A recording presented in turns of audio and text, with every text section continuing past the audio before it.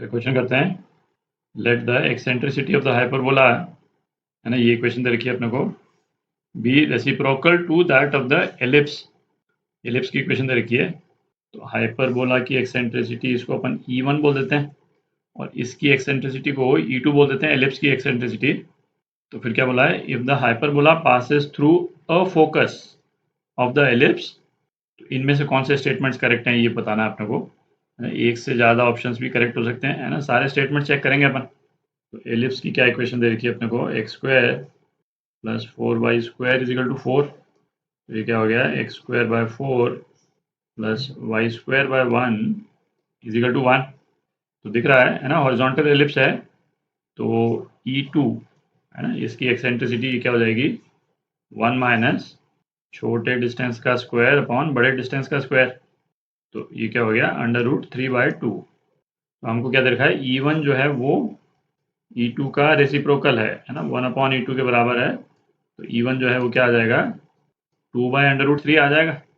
ठीक, अच्छा, और अपने को क्या दे रखा है, हाइपरबोला जो है एलिप्स के फोकस से पास कर रहा है।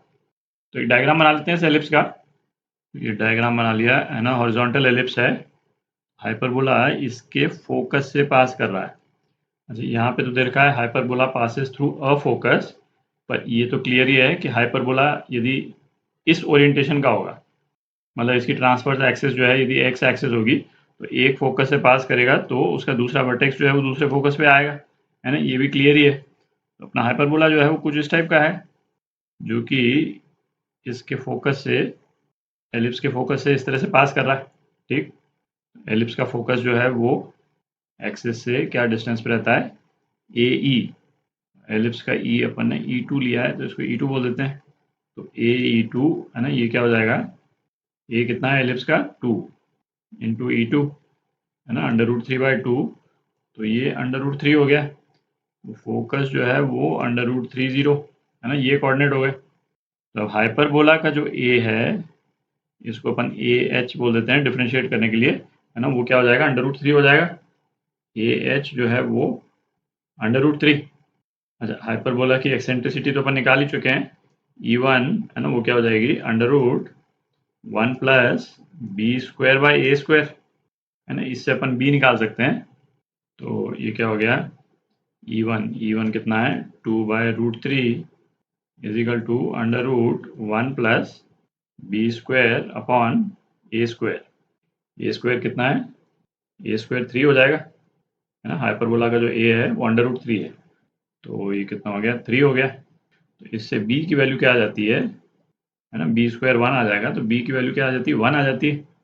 ठीक, तो हाइपरबोला की इक्वेशन निकल ही गई। अब अपन ये स्टेटमेंट चेक कर सकते हैं, है ना, थोड़ी जगह बनाते हैं।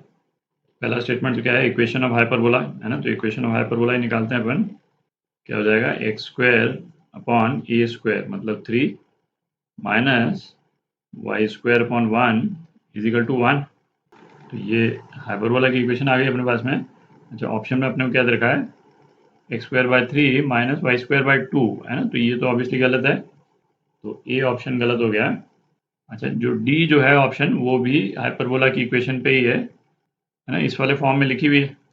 इसको अपन 3 से मल्टीप्लाई करते हैं तो क्या आ जाएगा, x² minus 3y² is equal to 3, है ना, और यही इक्वेशन दे रखी है अब यहाँ पे। तो ये जो डी ऑप्शन है ना, ये करेक्ट है।